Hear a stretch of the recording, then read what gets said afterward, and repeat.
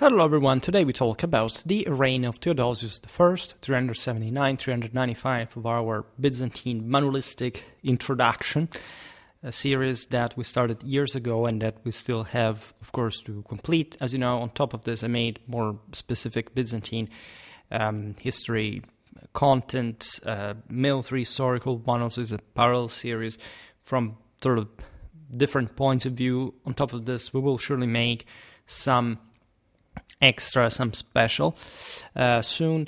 I was glad in the past years to cover more late Roman history, in particular the 4th century.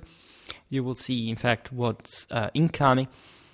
Theodosius I is such a central figure, arguably the most important emperor between Constantine and Justinian, that embodies, in fact, an era on its own, the one of the Foederate issue, of the essentially the last attempt under an accomplishment under his reign to keep East and West united as administrative repartitions of the Roman Empire, as they had been sort of experimented already in the previous century with Diocletian and Constantine. I already made videos about Theodosius, by the way, his relation with St. Ambrose, the issue of the Foederati, the sack of Thessalonica, we'll partly, of course, see once again today. So I don't want to sound too simplistic in the introduction of this guy. In fact, this series is just, again, some basic introduction to his reign. I'm sure we can obviously expand on him as well as on just, his specifically military accomplishments. That's a series we will gladly expand also to Byzantine rulers soon. Theodosius attempted essentially to reconstruct the Roman army through the implementation of a strict conscription policy. We all know what had just happened. 378, the year before his rise to the throne, from a military position, by the way, was the debacle of Adrianople, where the Emperor Valens had been killed, together with a large part of his army, and thus great part of the Eastern Roman army. I use the term Eastern Roman that I otherwise hate, because there was never such a thing like an Eastern Roman Empire. In historiographical terms, you can use it mostly to conventionally speak of the times in which the empire was actually divided in two parts. To do it for the rest of what we call Byzantine history is dumb. It's just longer, doesn't have any meaning.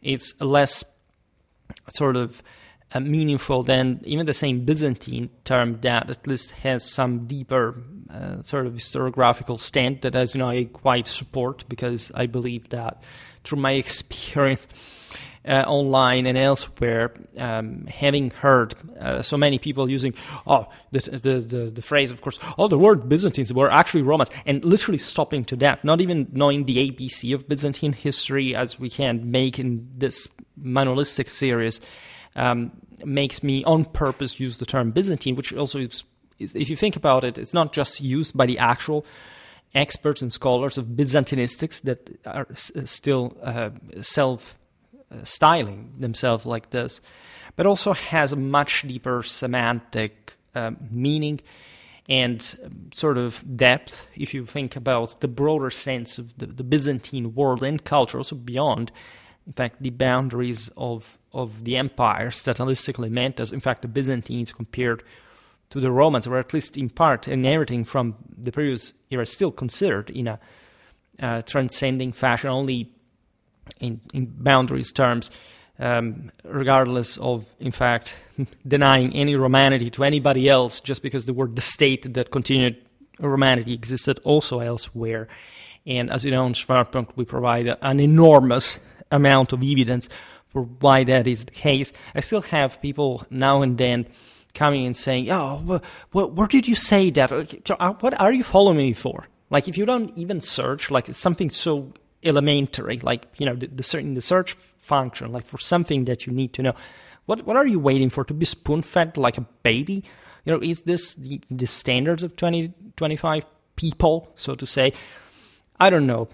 But you may want to notice I have over 2,600 videos at this point, and the channel is also finally, rising to a level of, impossible unnoticeability, which is also my strategy on the long term. And the day a bigger channel will sort of criticize me, immediately this thing will ignite just because of all the various neural centers that this enormous amount of content has provided with. So we are exactly where we should be. Maybe things could have gone better, but I had also my share of guilt. As you know, there was the re-uploading phase, whatever. For a Theodosian history video, you have to at least give me this minimal rant during the presentation. After all, the Theodosian era presents quite specific and well enucleated characteristics. From one side, really the problem of the army, right? The problem was, in fact, reconstituted it, because really the field forces of the Eastern Empire were not dried up in potential, but in practice. And so you don't immediately create from scratch a functional army after that massacre that Adrianople was. In fact, Theodosius really did not possess the military strength required to conquer the Visigoths either. This is something which in later times will be manifest. As you know, what we call the Visigoths here, I don't even have to digress on the usual story why we call them like this and for later historiographical reasons. In any case, were not actually an undefeatable enemy or a presence that the Romans were merely suffering, right, or were subject to for no reason. Stilicho's campaigns and victory over the Visigoths that could have been exterminated a good couple of times, literally, and were let go by the West for quite contingential, strategic, and very sort of understandable strategic and political reasons, were rather, in fact, a very useful pawn in the broader picture. However, there was also a delicate strategic balance for which the Visigoths were not the single most important issue. There were the Persians in the east that were not really a very recommendable neighbor. And all problem of internal stability amidst, as you know, the final, the official Christianization of the empire would occur exactly by decree of the Roman state under Theodosius, by Theodosius. That's also an enormous chapter in the history of Western spirituality. I made multiple videos explaining what the actual deal was, as opposed to, this Christian religion sprang out of nowhere and or inexplicably came at this point in history to spread across also other countries, other peoples at this time, including the Visigoths, for example. But I mean, really beyond Romania, so to say, as it was started being called, especially in the East. That's something for others, but again, I will partly address some aspects of this today. There is a video about, again, Theodosius, St. Ambrose that you can check out. Very complex topic, but just as complex as the ecumenic scale of the Roman Empire really was, so encompassing a much broader dimension.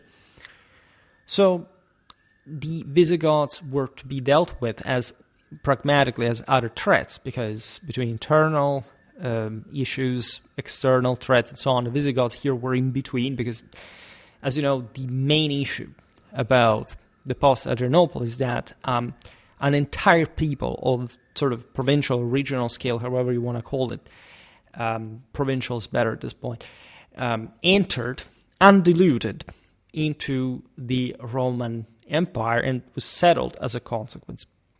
The Romans already did this for a very long time. If you really look at the entire policy of the Romans towards the Germans, if you think about Arobiorum, the later Colonia Agrippina, those were Germans, happily Romanized and maintaining an incredibly proud municipal identity within the great imperial universal establishment. The unwanted settlements had started along the Danubian frontier that was, for different reasons, the more exposed and or permeable already in the early 3rd century. The Romans, however, had continued settling barbarians, turning them into labor force and manpower. So colonists, especially after Diocletian's reforms with the capitatio iugatio, basically you're colonists working for someone who owns the land, and every once in a while when the state needs soldiers, parts of these workers will be forcibly recruited. This, of course, the levies, because, of course, the cadres were at this point hereditary, just as much as your personal condition. The entire Roman sort of policy, ideology, propaganda about the barbarians had been this up to this point, especially in the later Roman Empire, the idea that you could turn this savage, brute, dumb giants, monsters, barbarians, into some model Roman subject who can't speak really much of citizens anymore. It was still part of the older view, by the way, of Rome. But of course, with the 3rd century crisis and what we call the migration era in general, the issue had intensified. And of course, Rome had made a quite pragmatic and clever use of peoples along the frontiers to turn them against one another, to settle them, in part because some areas had also historically been depopulated. These barbarians could be used as buffer states, so to say, as they're forming a state against the others. The system works, except at Adrianople you have this major break. And far from being any sort of moment that determined, sort of decided the end of the empire, which will definitely take a while, the incident, this simply because I say that in a generation, the Roman army in the East was reconstituted to the point of destroying the strongest possible enemy in open field out there, that is another Roman army, right? So manpower was there, the Roman military was there. If anything, the problems were political, moral, cultural, and all over a different nature. So at that point, remember, Adrianople's field is fresh with blood, right, and bones. The Visigoths now instead are an entire people with a provincial capacity that will be enhanced, as we'll see now, by the same Romans. They had been settled in sort of relatively, undeveloped areas. That's mostly also where in other parts of the empire, where sees the same Germanic settlements will take place, because as long as there was a Roman civilization to preserve, the same Germans put themselves aside and tried to preserve it, by the way, at all cost. All right. Then, of course, there was a natural blend, but if you look at the Illyricum, the Balkan hinterland, you realize that this, also due to this barbarian raids historically, had gone depopulated, destructured. The Visigoths are essentially created as a people, because politically speaking, this is what we're talking about, by the same Romans that will essentially establish the first German kingship truly understood in a national sense. Hence also what the Visigoths will become later on. I made multiple videos about the German political development, from, say, looking at the various tribes into confederacies, but also the maintenance of oligarchic clans within the people, especially developed because of the military, sort of very strategic, logistical reasons of the migration, the impoverishment of the Germanic freemen in favor of this elite, especially among the Eastern Germans. That favored, in this sense, also a cooptation from Rome. That's why many of the, at least probably the elite, had converted to Arianism, which was, say, a heresy, indeed, in Catholic terms. And there are actually some ideological alignments with this. It's incredibly similar to Protestantism, also in as much as this hypostatic idea of Christ as de facto not less than divine, right? And so paradoxically, rather than the idea that many people have today of the Germans as still maintained the top idea of Indo-European, but actually they had already abandoned that. It was rather the Romans that believed still that was something sebastocratically achievable, right? In imperial terms, the Byzantines in particular in the East will preserve this by trying also to maintain the church subjected, and failing with the papacy in Italy, by the way, and not just, the Western Empire, probably the East, the Byzantine ones, for different reasons. To make the long story short, the Visigoths are created as an actual people by the Romans as the army of Illyricum. That's how the thing started. That's also how, of course, the great Alaric will be established properly as Rex by the Romans and maintaining this enormous prestige in also the Germanic sagas of this era, the migration era, as the model of leadership, right? Not just because he had plundered Rome and all that story, but because he had properly arisen, right, from a dynastic race of rulers that the Romans, by the way, made a great effort to sort of bolster further from an ideological, historiographical, propagandistic point of view. In fact, the Goths, I don't want to open this parenthesis on their ethnogenesis compared to other Germanic peoples, but let's say they had much more strongly pronounced oligarchies because they were not just very Romanized historically, they had also been very much influenced by the steppes that were much more autocratic.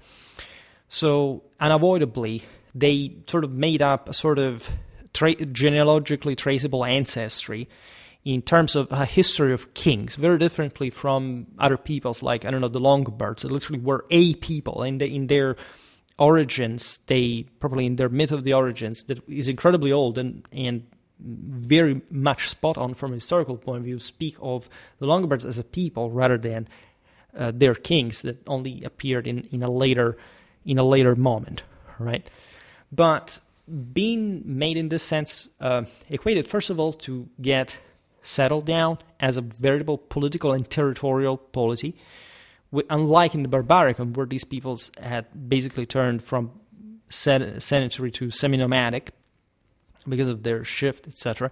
They properly entered the civilized world, the one that yielded enough agricultural surplus that allowed for some greater administrative stability and so on. In fact, they received the annona of Illyricum, and therefore they literally substitute themselves to the Roman army that they had exterminated at Adrianople, receiving the natural and partly also monetary good the annona entailed to supply their own people in arms. That was, of course, the populus exercitus, a very marked characteristics of the Germans, that, as you know, were also rising even to sort of more lawful, sort of mediated means within the Roman army as leaders and more, as Romans, but still, like, aware of their Germanic ancestry, and at this point in history in a bit more pronounced sense. And I have some videos incoming on early Germanic warfare that explain this better. You will see that. But the story of what I'm talking here is really notorious. I'm just diluting a little bit the entire sort of script here to make things a bit more interesting. But it's it's really notorious. So Theodosius did not possess, in the immediate aftermath of Adrianople, the military strength required to conquer the Visigoths, that were in any case dependent on Constantinople. His only option was to sign a treaty stipulating that they would be installed, as we explained, in the northern sector of what was actually the Thracian diocese. Then things will shift towards Illyricum, while preserving complete independence, at least on the ideal terms that we could create. There was never something considered like full independence, right? In this conventional language, we can indicate the fact that, at least in the German mentality, their leaders were sort of acting as peers of the emperor, so brokering deals person by person, right? Not even as a people, because, again, they were actually more interested in their own personal and dynastic powers than the one of, they weren't called the Visigoths at this point. And so, if anything, reflecting this situation, this temporary, this larger autonomy, to say the least, that the Germans had within the boundaries of the directly controlled Roman lands. Now, as far as this had been parceled out for them, like ruled by them, they were also freed from the obligation to pay taxes, because they were, as we will see now, and this was something that happened for the same Romans back in the day. Think about the Roman colonies worked in the same identical way. They were exempted from military service as long as their settlement on the frontier was considered as a military service on its own. This is very interesting.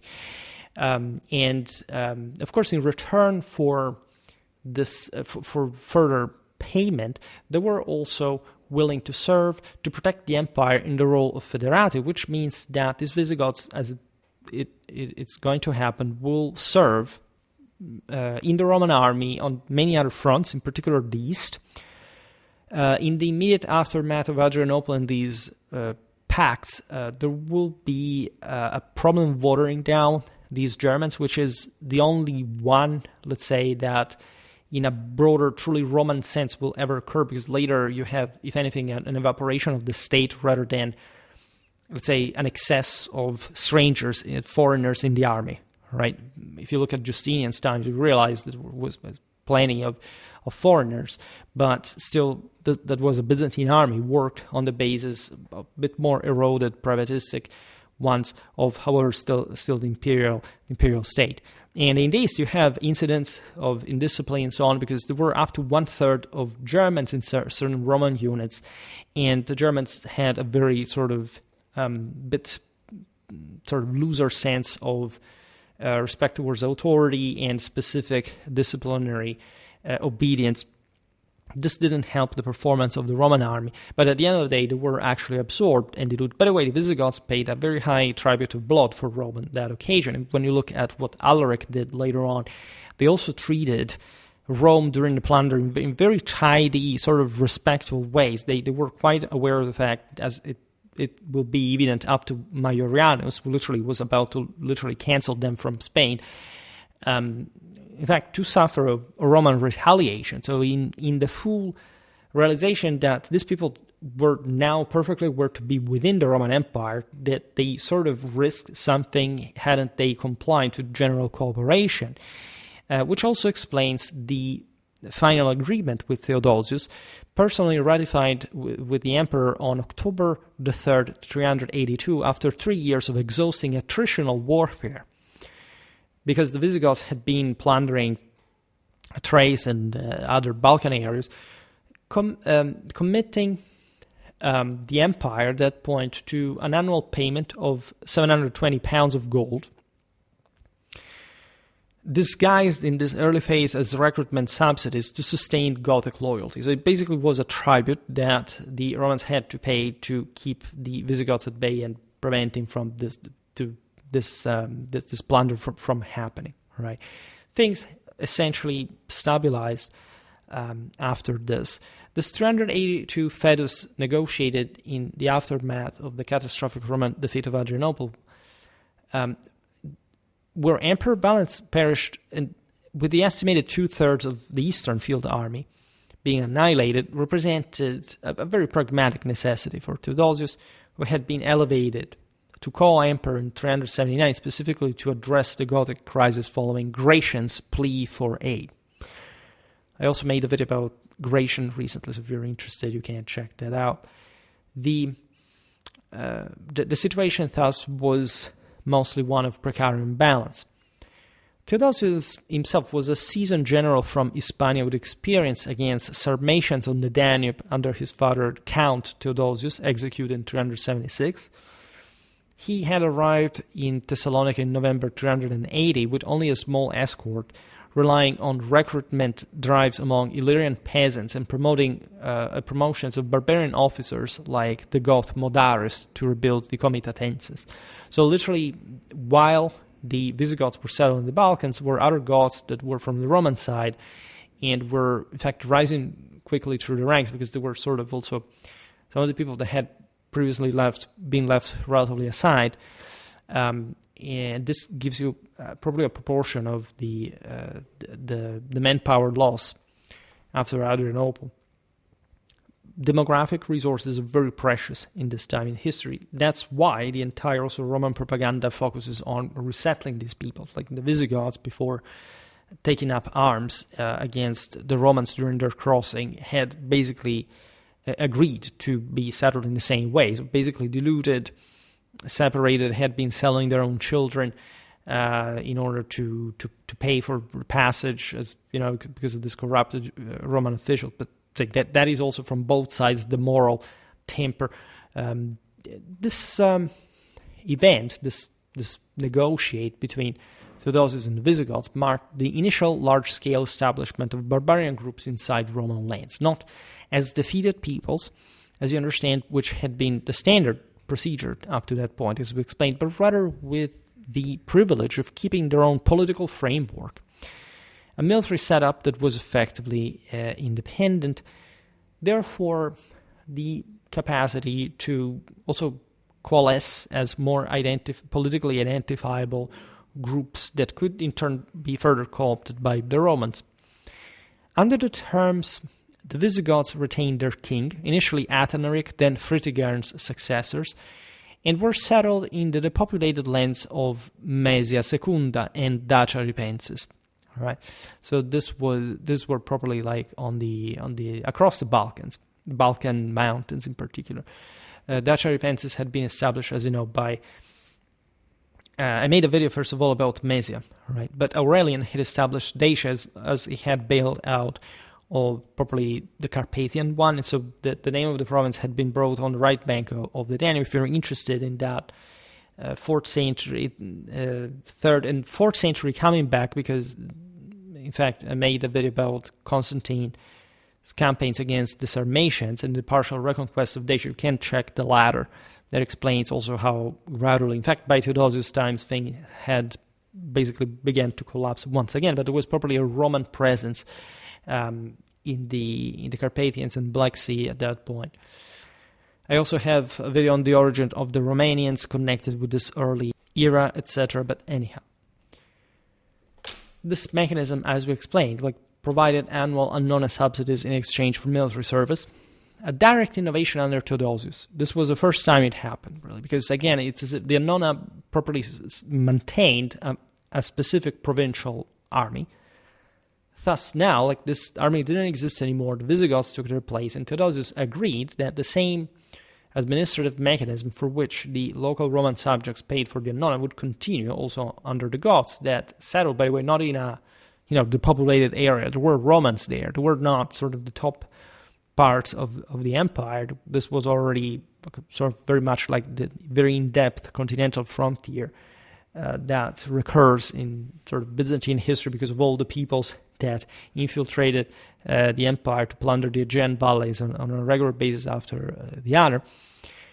In any case, Theodosius did succeed at this point, also because the empire was basically still united, in integrating the Visigoths as a semi-autonomous buffer force within the empire's borders, because you wanted to cross, you wanted to settle, well, now you have to cope with the mess that is happening in the north, right, for which the Visigoths themselves had been escaping the region, namely the Huns, the Black Huns that we got in Europe. The settlement included entire tribal units under their own duchas, which is a term that appears in the Latin sources to actually stress the militarized nature of the Germanic oligarchy. And so the duchas are leaders of men, which fits very much the sort of the idea of also he who leads the Sphaggemeinschaft across the Barbaricum during the migration era. I talked a lot about the Germanic comitatus and more.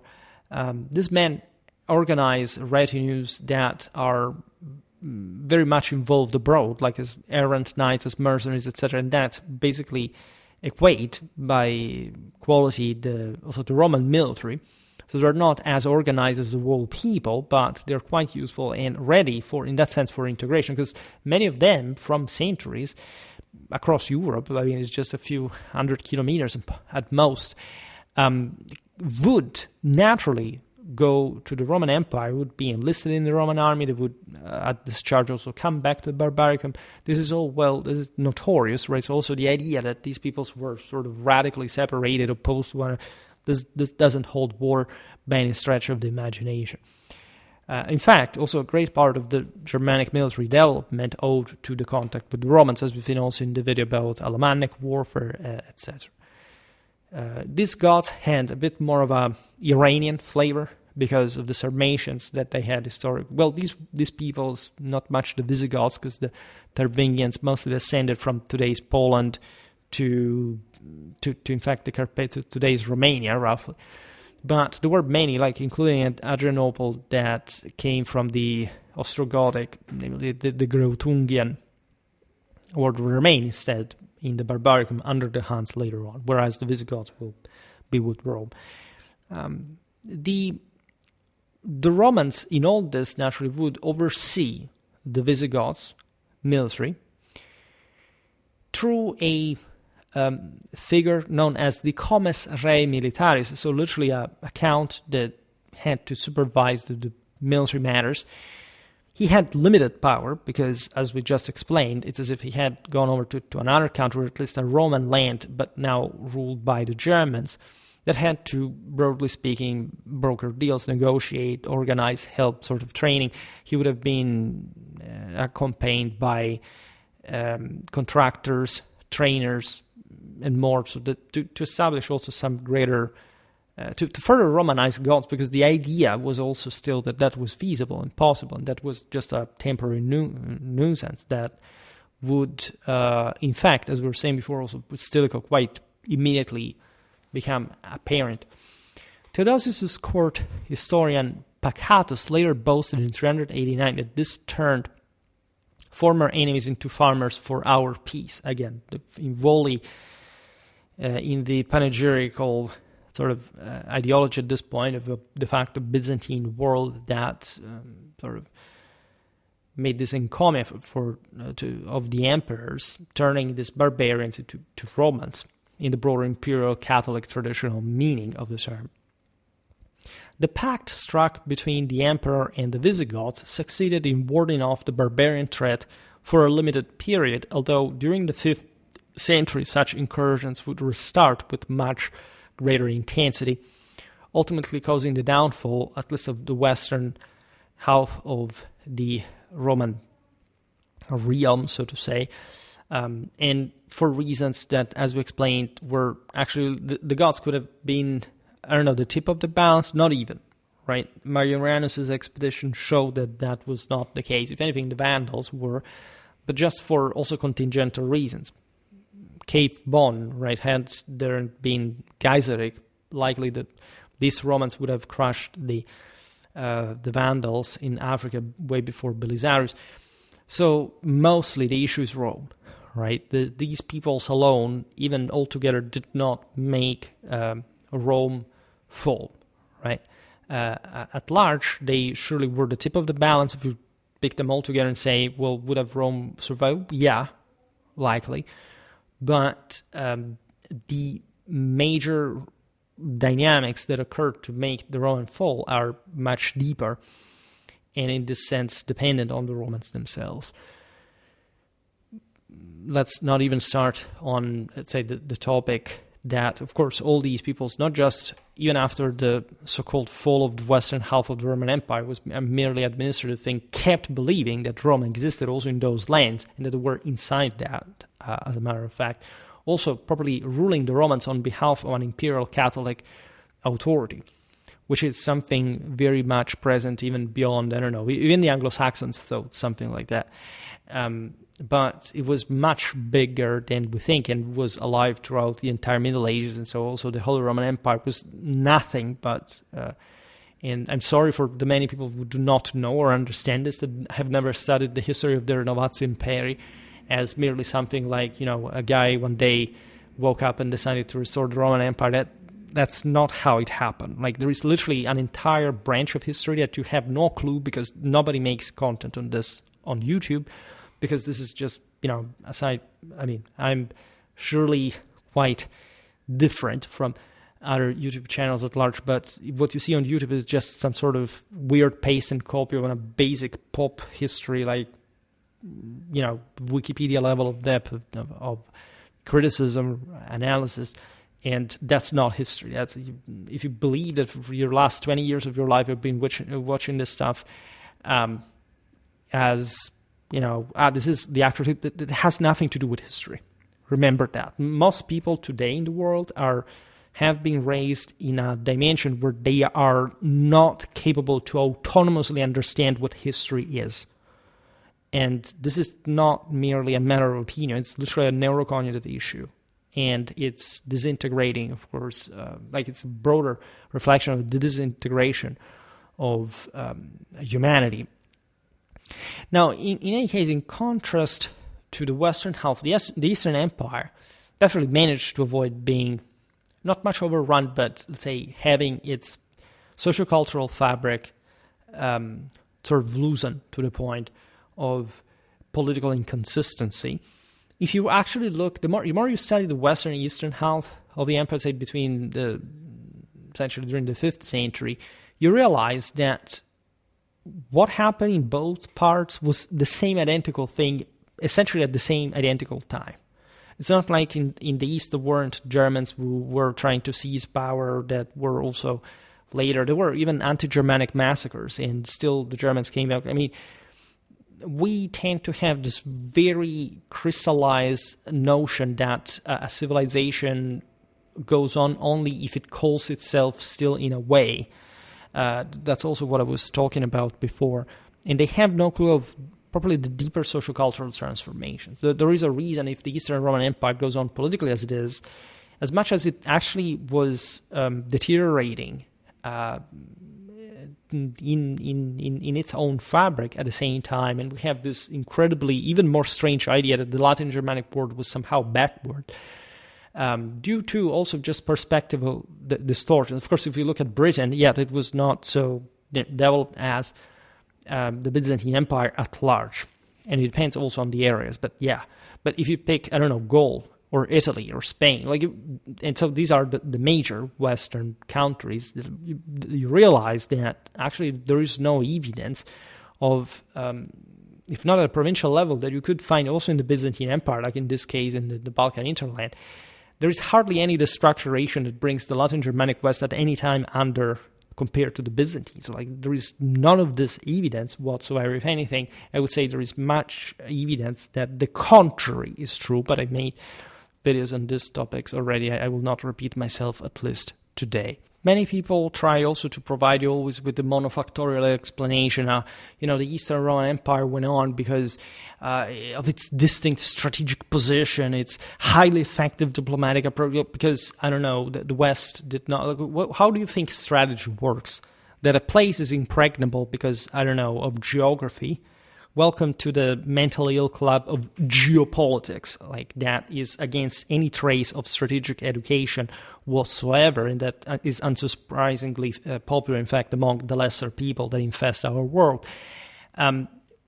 I don't know, the West was not capable of diplomacy, right? Because, there was a bureau in Constantinople that dealt with foreign peoples and, they were better to brand themselves and to sell themselves on the market than what happened in Ravenna or what was the deal, actually? You have this, it's not like as a wall, you can't spot different multiple reasons, performances, whatever, but the reasons are much deeper. Right, are much more deeply social-cultural. They hardly have to do with, I don't know, the military standards were the same, the administrative standards were the same. There is hardly sort of some... Also, of course, there would have been some differences between the East and the West, but we're talking about pre-industrial time. We're talking at large about this great sort of Mediterranean civilization had been run from a quite long time, and also quite distinct fashion. There is a deep divide between the East and the West, but again, it's not mostly in this sort of governistic sense that things simply, went the way they did. Surely leadership did that, but it's also people and how they live, where they live, what they do, how they think of themselves and the empire, whatever, and that's actually one of the most important aspects.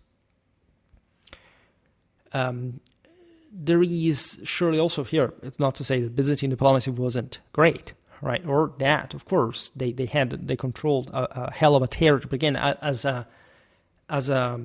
controlling the straits, for example, the Pontic dimension, the Aegean dimension, those are very big, important things.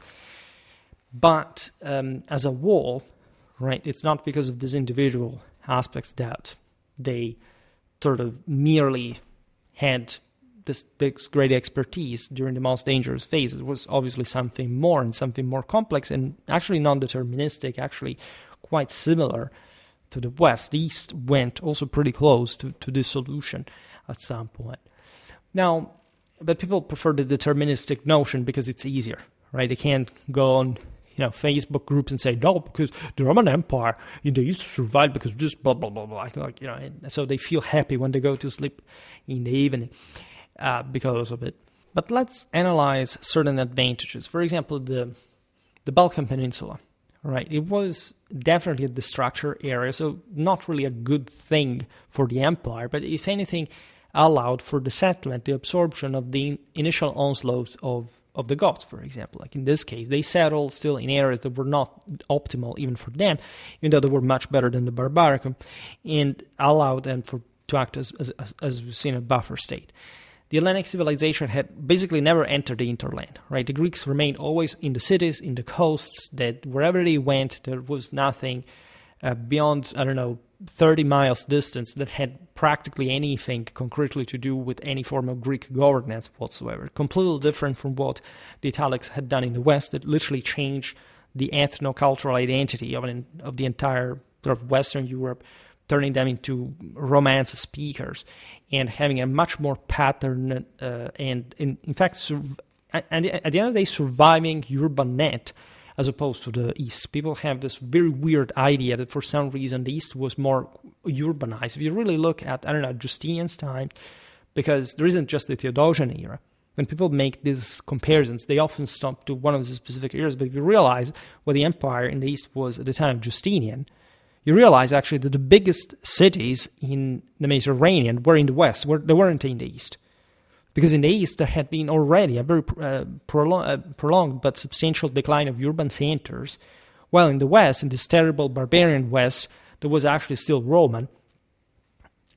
The municipia, the cities, we've seen it in many videos, lived on very intensely.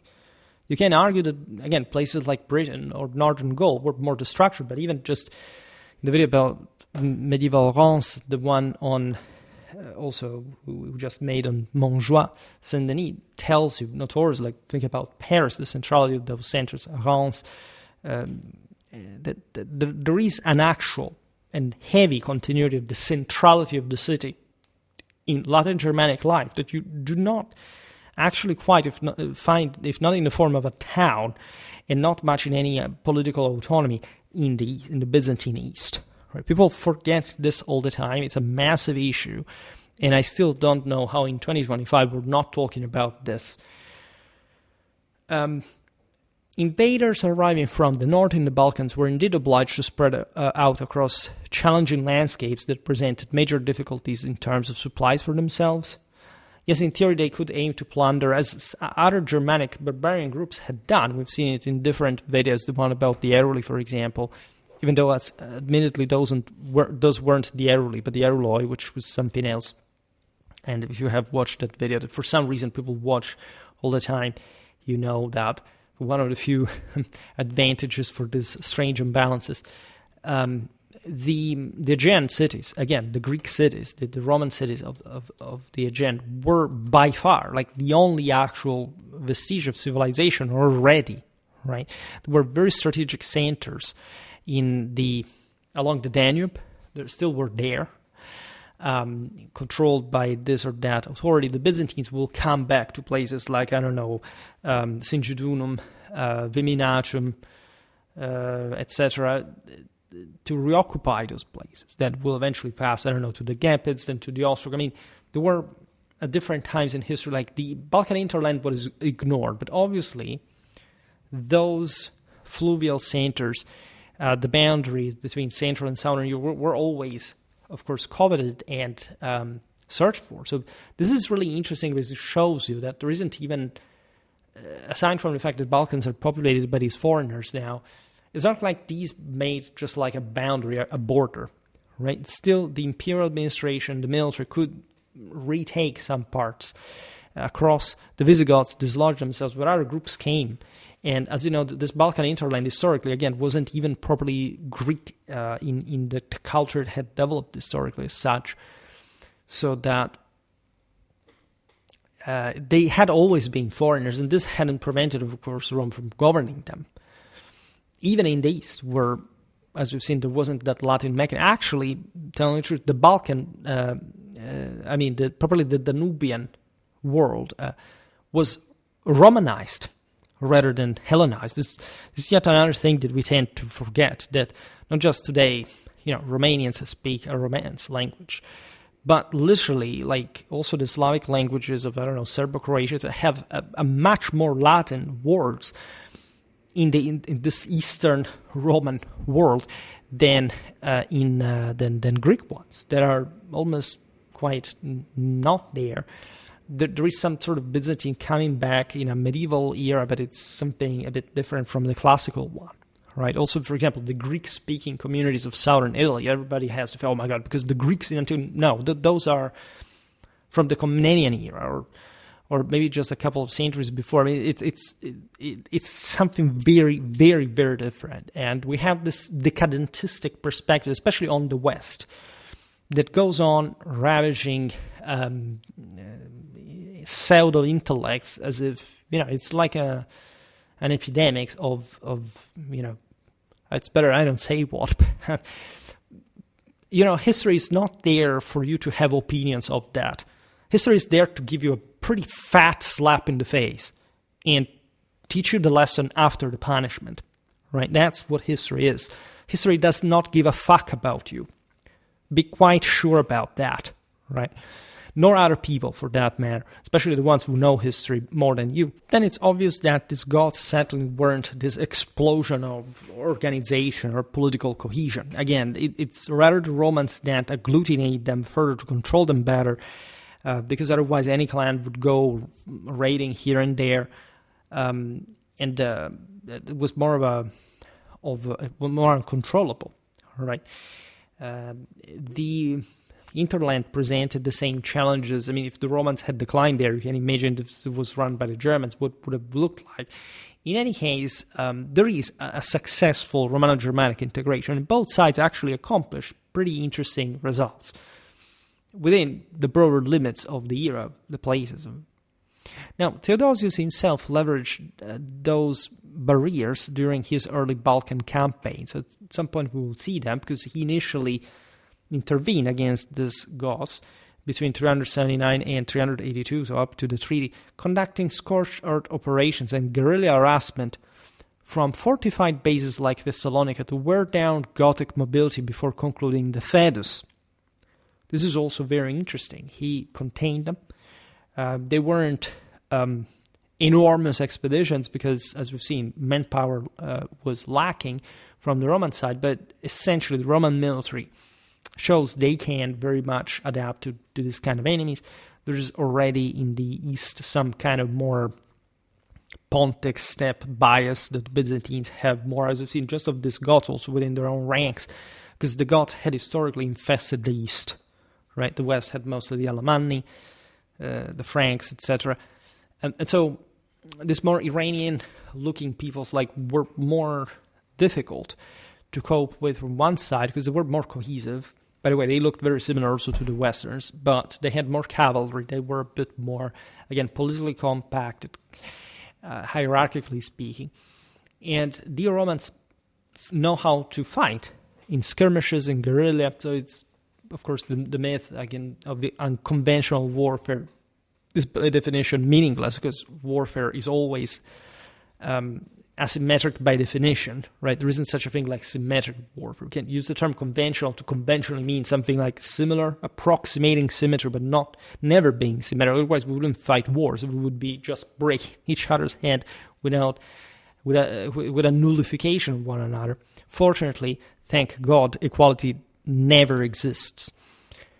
In 380-381, Theodosius operated from Sirmium and later Thessalonica, using mobile vexillationes to intercept Gothic foraging parties, while his generals Saturninus and Ricomeres negotiated truces that bought time for recruitment. You see what had happened. Sirmium was still in the north, in the this is Sremca Mitrovica, right? So it's that north, and the Goths are in between, right? The Aegean and the Danube.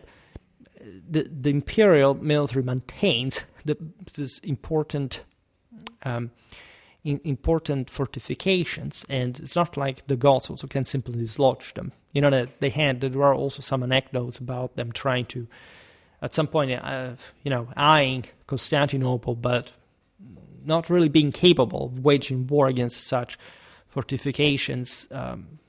The technological, let's say, the polyurcetic capacity of the Germans were relatively scarce. There is all Procopius speaking of the Ostrogoths that had also a couple of generations to acclimatate themselves into the, again, highly civilized Italy, and at least there, that Byzantine author goes a bit heavy on that, but, sieges, naval warfare was a disaster against the Byzantines.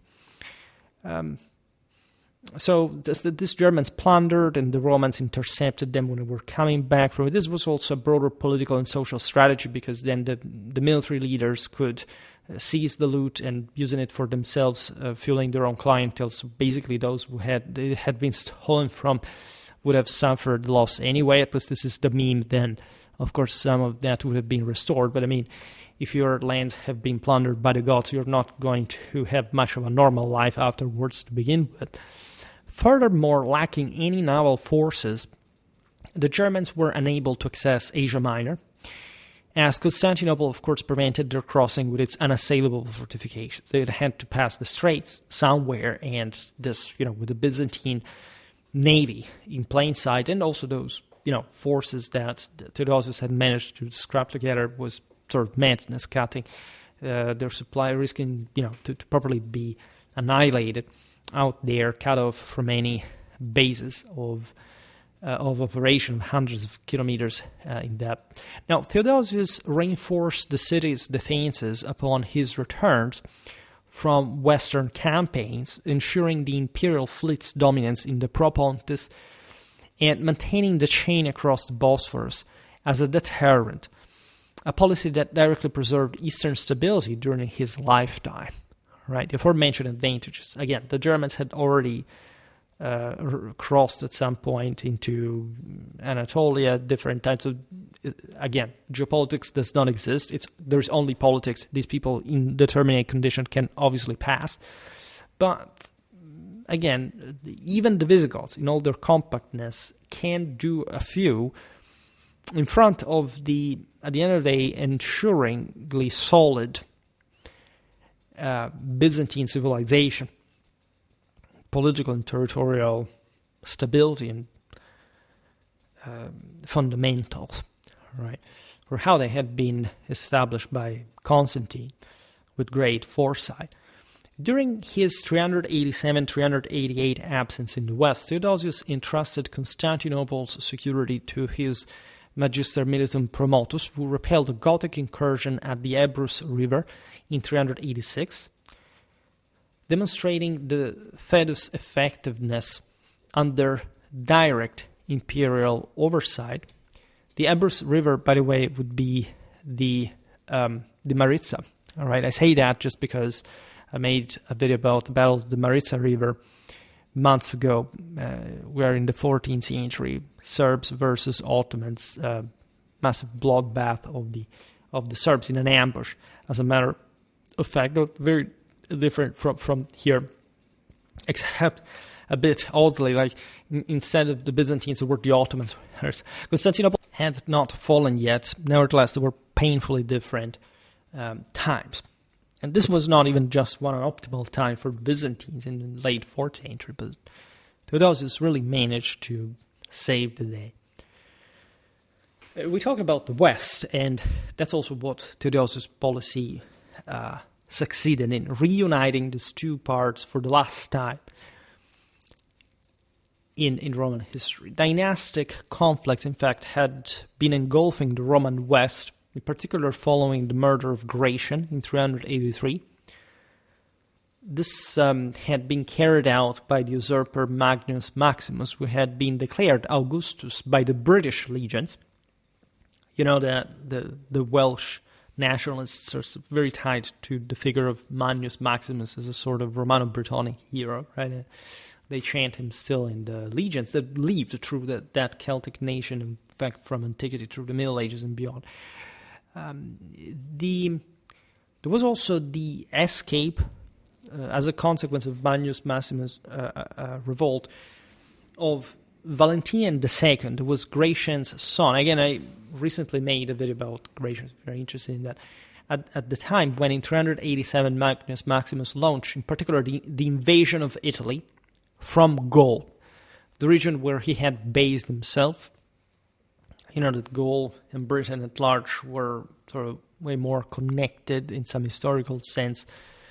Italy and the Alpine area, part of the Illyricum, were a bit like another world. And strategically speaking, this had been leveraged already by Constantine back in the day. So there had been a threat for Constantinople, given the general weakness already of the emperors of Milan, of Ravenna, because this great power vacuum in the central Mediterranean with the Italian peninsula and so with Rome and among the most important also Christian centers already by size. Obviously, Rome already was the most important in the entire empire, even before Jerusalem, for obvious reasons.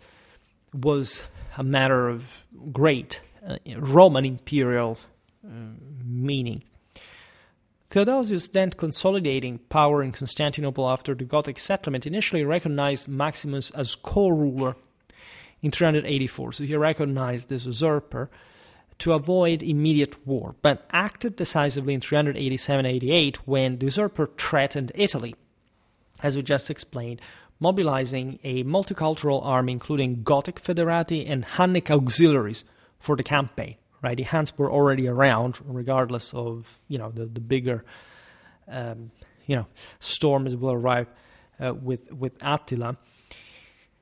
So you can appreciate the spread of the federati already to an important degree. Theodosius' diplomacy, including marrying Galla, sister of Valentinian II, in 387 to legitimize his intervention, while his forces, numbering perhaps 40,000, marched via the Julian Alps, using Alan cavalry for reconnaissance. These details are fantastic because you can't imagine them for real. Like we talked about the Julian Alps in the recent video about Montjoie and Denis, because there were many mountains of Jupiter. And the Julian Alps will be also the setting where, in fact, the statues of victory will be brought before the Battle of Frigidus River on the pinnacles of this Olympian dimension. So imagine the entire West and beyond to be dotted in altars, citadels, etc., dedicated to Jupiter. That's the actual meaning of Saint Denis. Nobody has told you. If you are Western European, just know that is the case. I come from a place like very close incident. It's one of the Mount of Joy that existed, where in Christian times mutated from Jupiter, explained the whole sort of linguistic development from probably the various languages that happened to be called like that, and that was the normality at the time. Those who just think, history in big paradox names, think about what it meant to have, some Indo-European knights like the Alans crossing the Julian Alps, right? Just as a vision of the West. The spaces. Think about how this world was at the time, something unbelievable.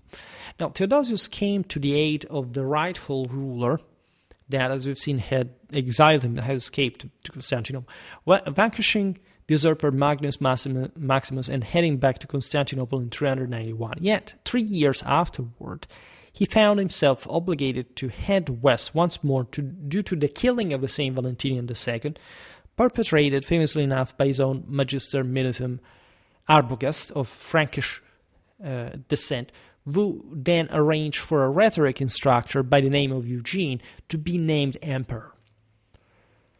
Theodosius' 388 victory over Maximus at Siscia and Petovio demonstrated his strategic acumen using river crossings and feigned retreats, while the 394 campaign against Arbogast and Eugene saw him personally lead prayers and invoke divine favor before the engagement, reflecting his deep integration of Christian rhetoric into military leadership in the wake of the great imperial Catholic tradition of also pre-Christian times. In 388, Theodosius captured Maximus himself at Aquileia after the usurper's navy defected. He executed him, but pardoned his son Victor, showing calculated clemency to stabilize Gaul. The ruler from the east secured a conclusive triumph at the Battle of the Frigidus, the most important victory, located close to Aquileia. This was fought on September the 6th, 394, following which Theodosius brought the Roman state essentially back together under one authority for the final occasion, though merely for the short span of months that came before his passing in Milan. That at that point was also, as such, the capital of the empire. I made a video about Celtic Roman Mediolanum. You can check out sort of the broader, also medieval history of the city in this heavy sort of imperial Roman legacy center. Also, in Longobards times, this were one of the single most powerful symbols of Romanity, probably in the heartland of the Lombard Po Valley. I mean, Lombard kings literally attending chariot races in the local hippodrome. Milan was just like we mentioned some of these other cities: Trier, Sirmium, Nicomedia, a bit like Ravenna and Constantinople. Of course, some of the most strategically important centers of the Roman world, late Roman world, and many of these clashes had been fought, essentially passing through this crucible centers. The same Aquileia was quite important. At Frigidus, again, very ideologically and spiritually important battle as well. At some point we will make a video on it. Theodosius overcame initial defeats on the first day through a night march and the defection of Arbogast's Gothic contingents, interestingly enough, with a sudden Bora wind, very cold, coming from the northeast, on September the 6th, blinding Eugene's forces. Right, this one wind of the north was something almost Hyperborean, and just think this in this 4th century, I don't know, Constantius Florus had literally searched for Toul and the site of the Hyperboreans in a naval expedition from Britain, right? So it's that kind of metaphysical temper you have to imagine. Obviously, any heavenly, or in this case meteorological intervention, Theodosius publicly attributed to the divine Christian intervention. Today, if anything, we'll not talk too much, it may seem paradoxical in a video about Theodosius, about his own personal feeling regarding the changing times from a religious point of view, because it really didn't quite depend solely on him. He was the one who finally sanctioned a change that had already been underway from a long time, not just because of the legalization of Christianity. Again, that doesn't explain why Christianity, right, was still why this religion, this interpretation of the great Catholic tradition that, by the way, still in Catholicism is notoriously predating Christ. This is one of the few things that actually priests do know, and that also speaks volume of the actual pre-Christian existence of the Catholic tradition in a truly imperial and universal meaning. Not just I made multiple videos about how the Christians actually had been backing the Roman Empire, while people think, oh no, but they persecuted. But most of the overwhelming majority of the time, the Christians were not persecuted. All right, they put themselves, if anything, into the condition of being persecuted. Notoriously, there are the famous debates like with the emperors in the early centuries regarding what do we do about these Christians. We don't want to kill them, but they're refusing to sacrifice the emperor. It was merely a broader political reasons. And if you study actual early Christian history literature, you do perfectly know that the Christians solidly and prepotently backed the Roman Empire and Romanity, as long as, of course, not just Christians could peacefully live in the empire, but also, the empire would grant their protection. For in fact, also external threats. There were plenty of Christian soldiers from a very early era, and hardly, you don't find any actual explicit evidence that there was any problem shedding blood. Also, they would have not been soldiers otherwise, and renouncing to that life, if anything, was mostly either a matter of, conscience because of the imperial sacrifice, and or the fact that at some point there were some mystical crisis for which they probably abandoned the arms or they preferred to exercise their power in a way that was different and supernatural, and or at least more pronouncedly so. I'm preparing a video about St. Martin of Tours that is extremely meaningful because, by the way, we're almost here in the same time. He was actually an elite cataphractarius of the Scholae Palatine of Julian, which I don't know if you have an idea what it means. Like, you don't happen there to be there by chance, right? Even if the geography makes all of this sort of a mildening story about it, but we will reveal what's behind that. And unfortunately, I know I'm possibly the only channel who discusses this on YouTube in these terms. Most people still really think the way they've been brought up in the 21st century with the fabrication that there was something called paganism and polytheism, and that Christianity was something completely different, that rejected all of that. This is not history of religion. I don't know if you realize the extent by which this is the case, but unfortunately, we don't teach any of this anywhere, right? And also, I passed through substantial historical religious studies at university, and I had to realize that regardless of the place where I studied, that is definitely not among the least in the world. The same scholars sort of kind of lost interest in this concept, and it's not like they can deny it. There's the evidence at large speaks clearly. It's just people do not want to know or accept that there is an imperial Catholic tradition in the also non-Christian meaning of it, because it is something ideologically uncomfortable, especially from a liberal, leftistic dominated sort of academic background. Fortunately, where I come from, at least, even if this is in part the case, it's never been prevalent, nor even working with liberal professors where I ever had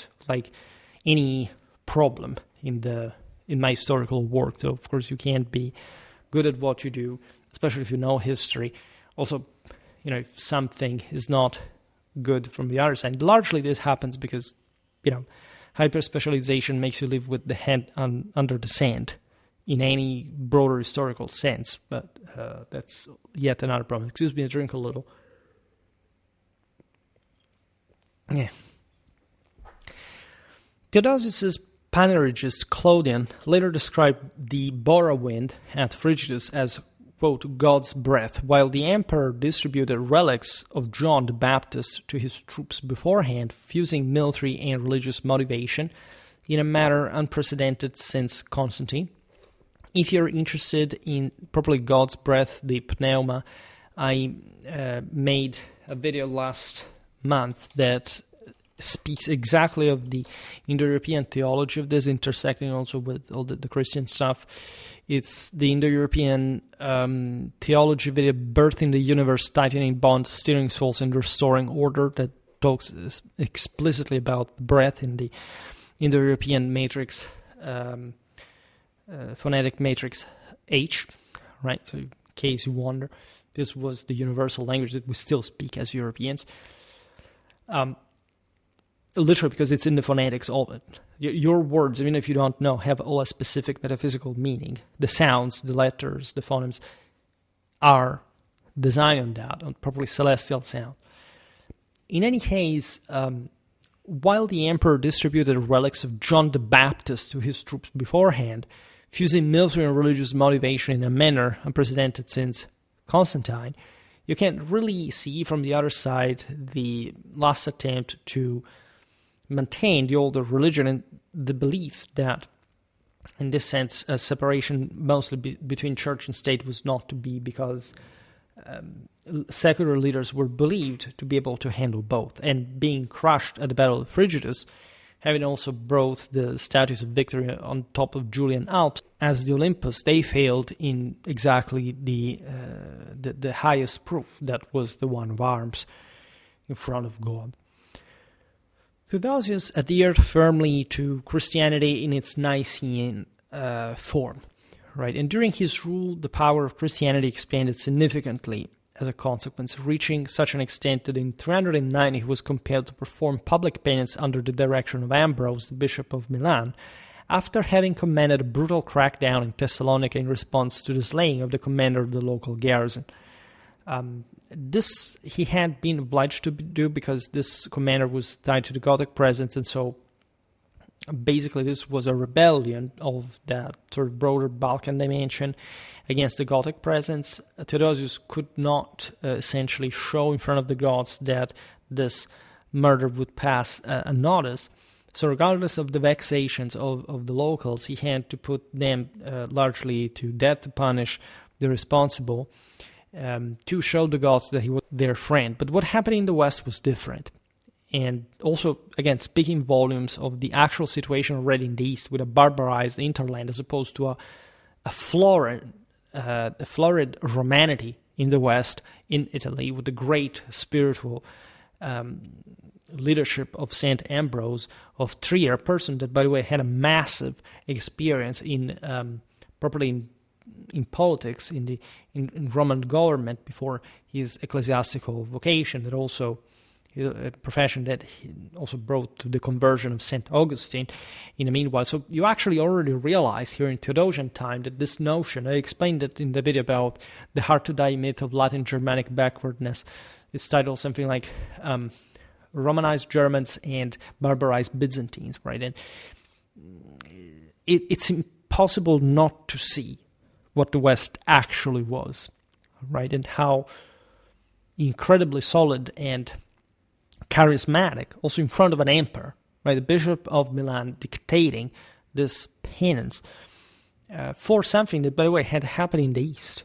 So still revealing the ecumenic spectrum of the Western, you can say even the papacy here, right? It's properly the Western hegemony, right? The Western spiritual hegemony, expressed also by the Roman primacy of honor, of the papacy of Rome, that is something that the East can't compare with to begin with. And I don't know, like, I think I'm pretty compelling what I say, right? And I'm not sure whether people understand if, while coming from a position where they had never literally heard of this, how sort of historically heavy, right? How historically and specifically heavy this notion is, right?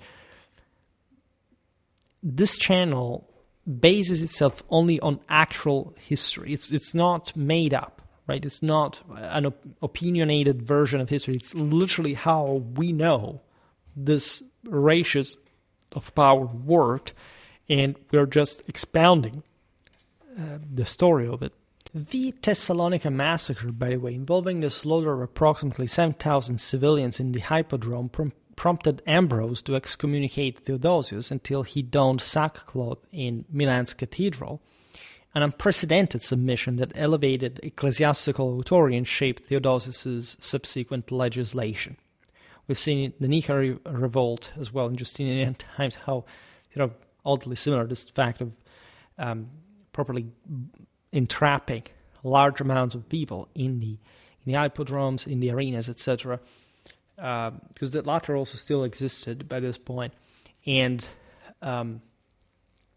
slaughtering them in large, because those were, by the way, in these were the only places where large gatherings of people could happen. It was dangerous because really rebellions started like that, with great concentrations of people. It was very difficult to maintain order. These groups were very politicized. So Thessalonica, by the way, was a big city, was historically the only city, really, that will remain, other than Constantinople and the Byzantine Empire in the longer term. And they had a very high sense of themselves. Theodosius issued a law in 390 requiring a 30-day cooling-off period before executing capital sentences, directly responding to Ambrose's criticism and institutionalizing episcopal influence over imperial justice, which is also fascinating. So no harsh, sort of direct, emotionally driven suppressions, reprisals. This is a way the church is basically disciplining the emperors, showing again how much that separation had been necessary, because standards were not always there. Basically, literally again, those guys were literally rebelling because of the Gothic presence at large, also other reasons. I mean, they were not necessarily, the kindest people ever, but literally the emperor had to put them down. I made, again, an entire video about this, to appease the Goths.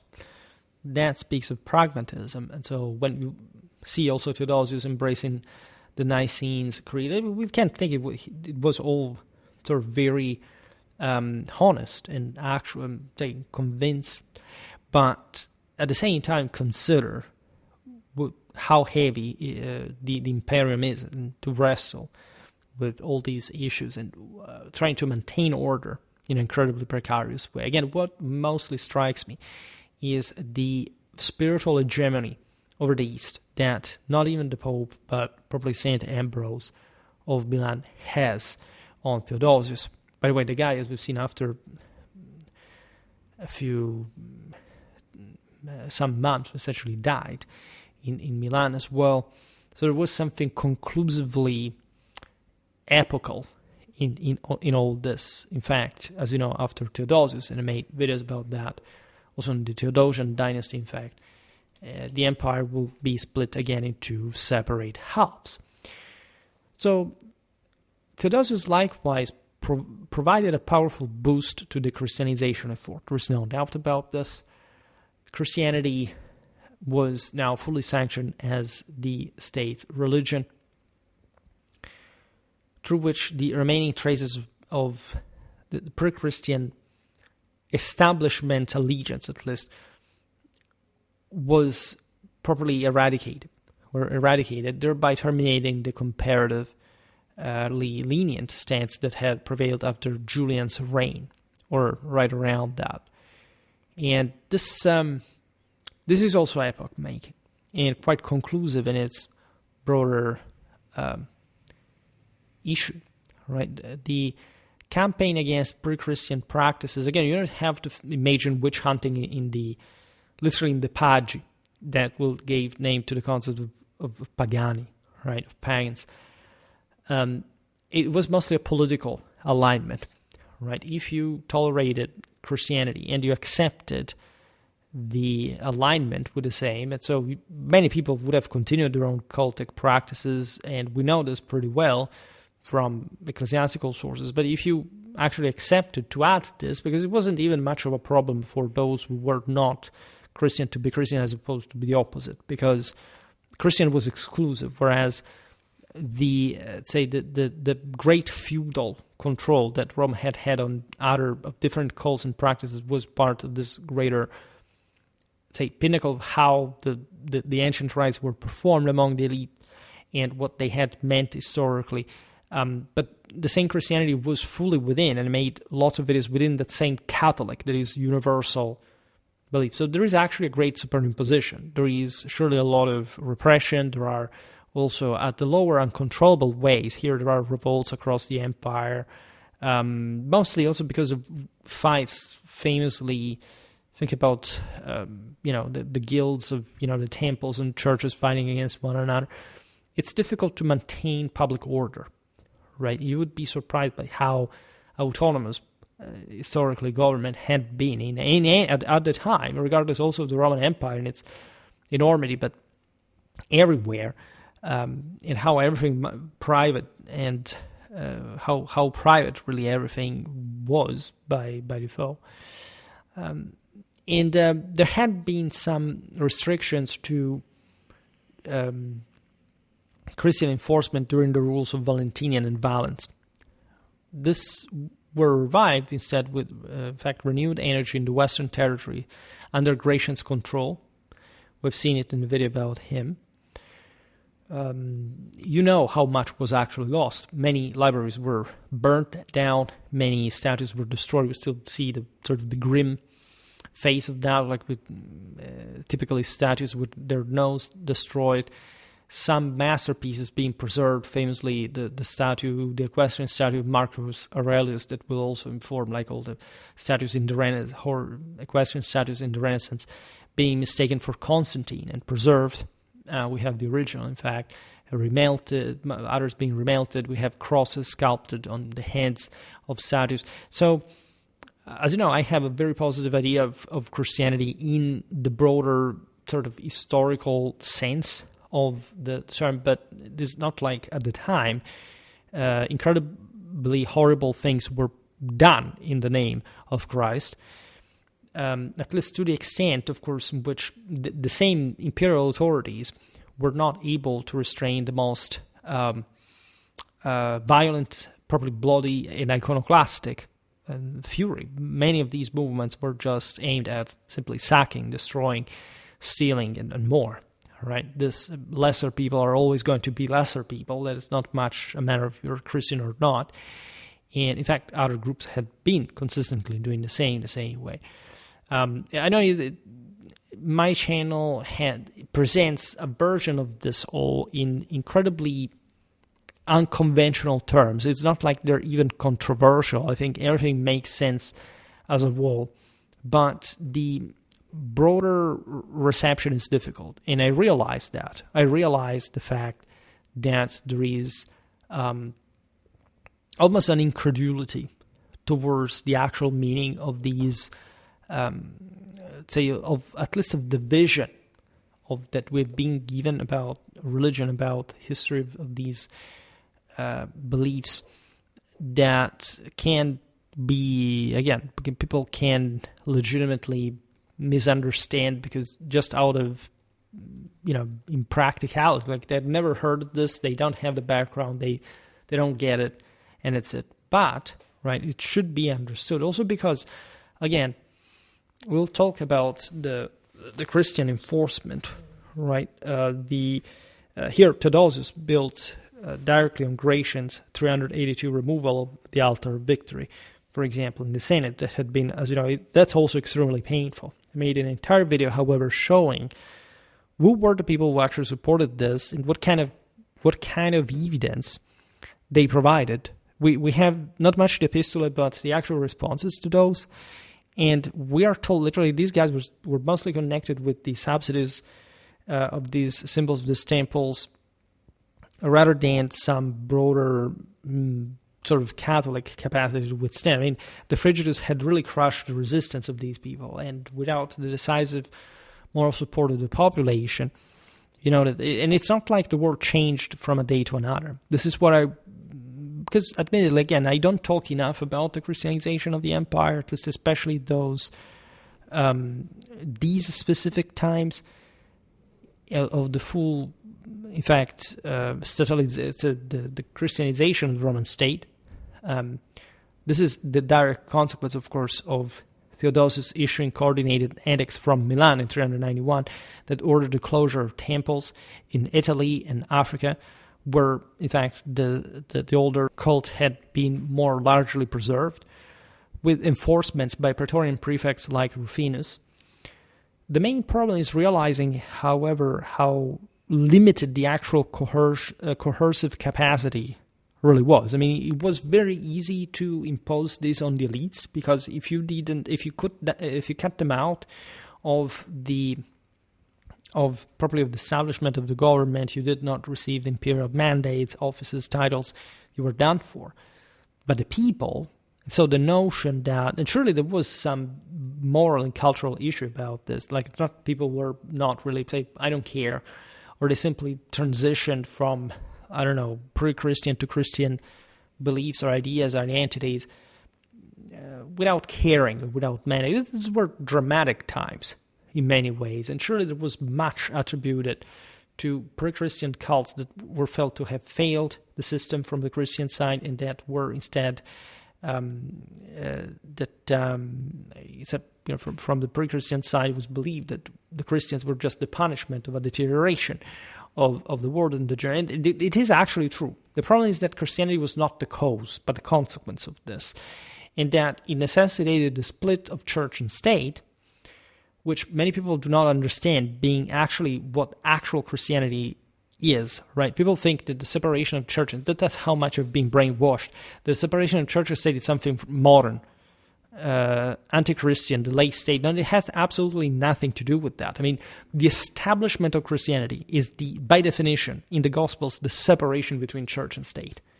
This had not been the case in Roman times, right? In the common era, there is this collapse where the people, in the world basically stopped believing that you can save yourself by yourself, and that the emperor can, and that there is this imperial Catholic capacity to restore the golden age. I just made a video about the Augustan era, the European concept of heaven. And so as a consequence, even the Germans with the Arians and so on, they believed really that it was not a thing, that the world is actually doomed. It's a sort of counterculture. And what actually happens with Christianity is realizing that there is a divine standard that by ecclesiastical standards themselves, in fact, is meant to be preserved with pure within and unspoiled, but that, secularly speaking, becomes the cooperation between the church and the state, right? They are always separated. And that is what you see in the Middle Ages, essentially. Even in Constantinople, where the church was subjected to the emperor in a very heavy manner. In the West, it wasn't the case, but the West has also by far the most advanced. Also, the investiture controversy causes one of the most magnitudinally civilizational outputs in the history of mankind, and there is a tandem recognized in this mutual support of what had been previously shared functions. It's a bit like, you say, the passage from the monarchy to the so-called republic in Roman times, right? It's as if the offices had been split and then they had been reunified during the Principatus, and so the de facto monarchy, and not the oligarchy anymore of the empire, even though, of course, the various estates existed in a hierarchical order. So it's not really so strange. Like if you entered this mindset and you realize what it meant at the time, even the Christianization of the empire, there are entire channels on YouTube that live off of the drama of this without realizing even the metaphysical implication, the theological beliefs of the time. And that's the reason why I make these videos and explain it in this way. Because I came to study these things on my own, and if you don't get them in this way, there is no other way you can get it. You will basically have this anti-historical notion of a complete separation of a allegedly paganistic and polytheistic versus monotheistic and Christian vision, right? Completely, by the way, detached from one another.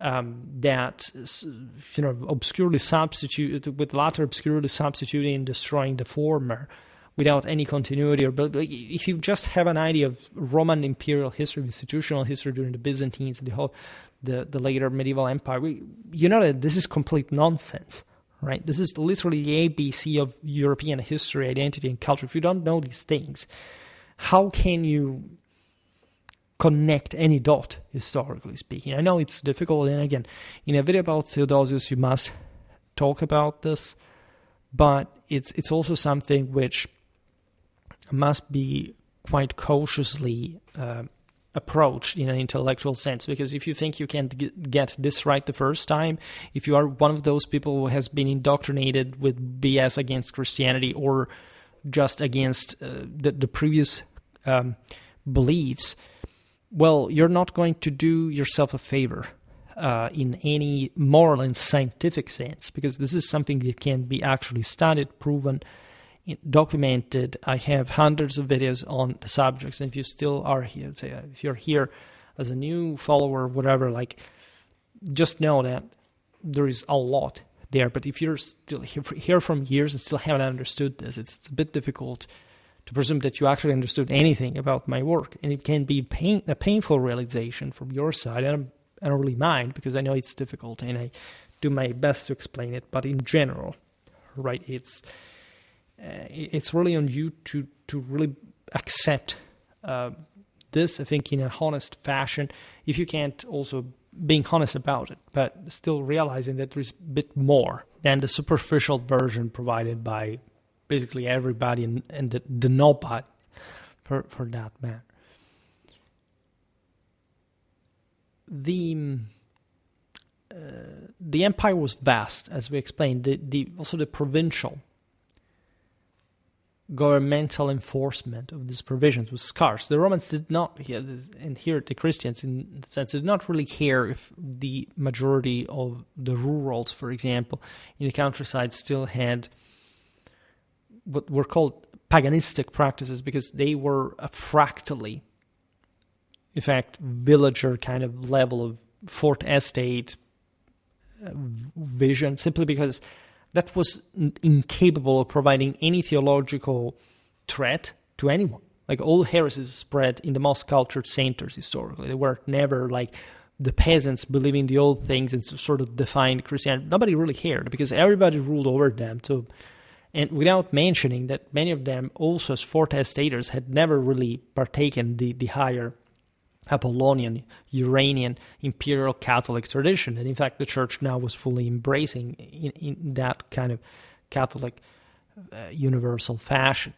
Besides, as we explained, many people were already Christian, even in the countryside, and without too much, nobody had enforced that up to that point.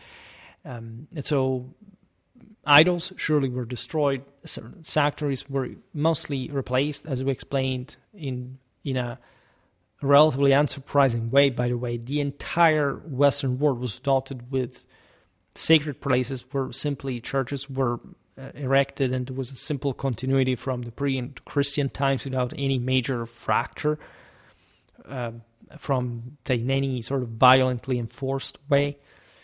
There were, if anything, the bigger centers, the greatest problems, because, of course, the temples were quite powerful and rich. They had lots of assets.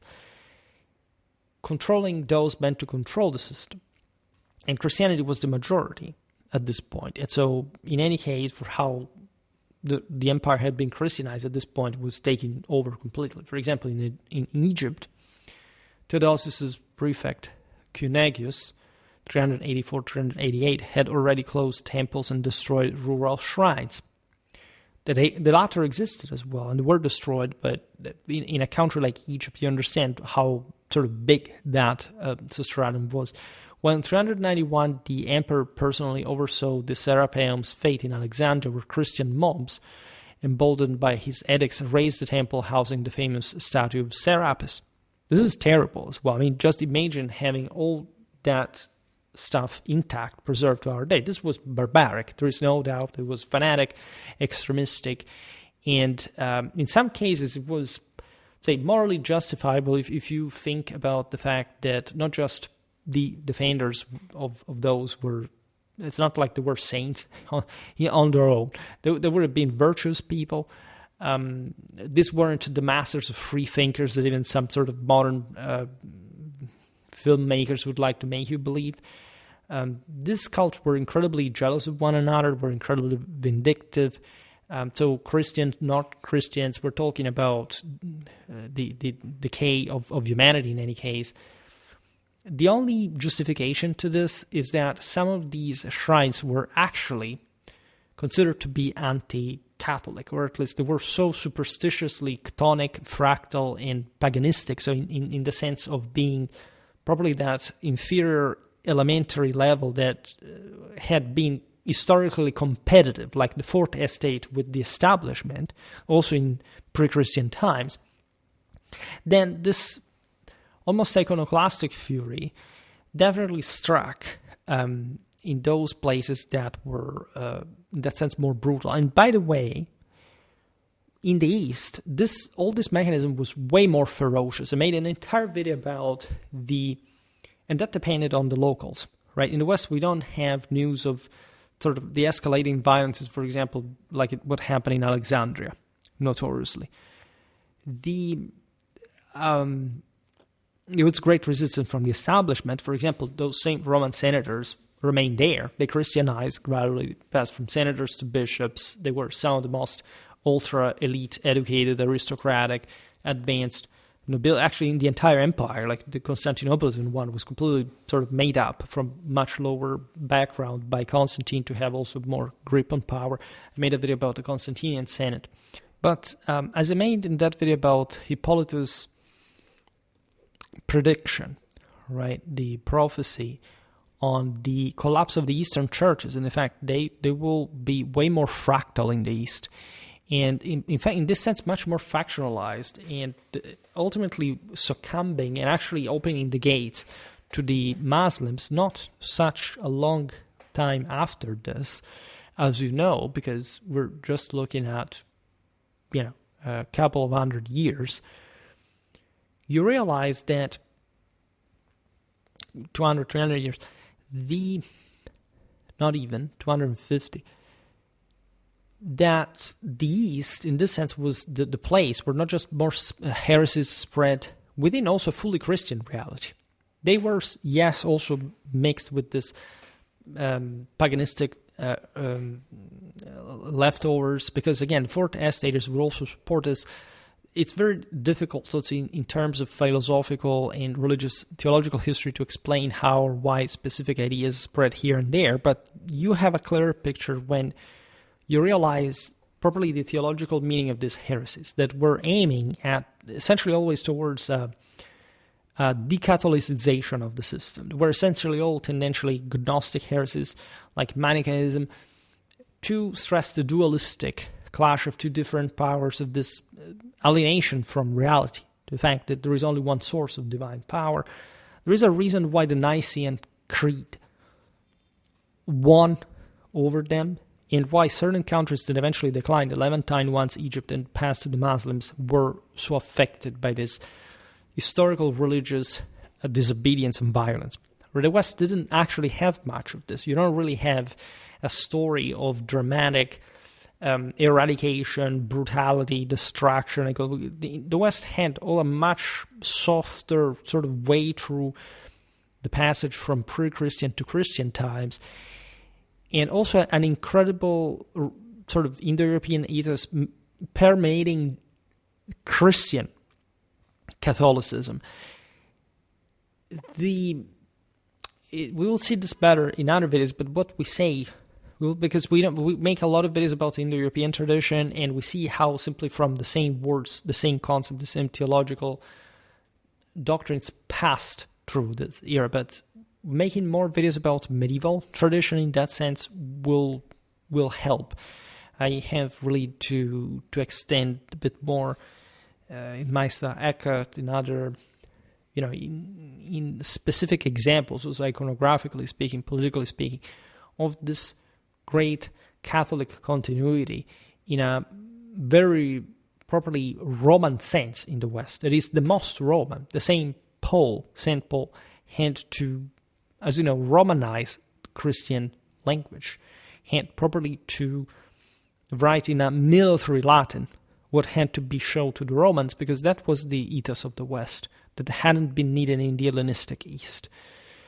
If you don't see these layers, and you stick again to the opposition of Christianity versus pre-Christianity, or even worse, use terms like paganism or polytheism, it's going to be very difficult for you to understand history of religion. The office of Pontifex Maximus, tied to Rome's oldest traditions, was abolished at this point. You can argue this lived in the Roman Church, and accompanying this decision was also the emblematic extraction from the Roman Senate chamber of the Statue of Victory.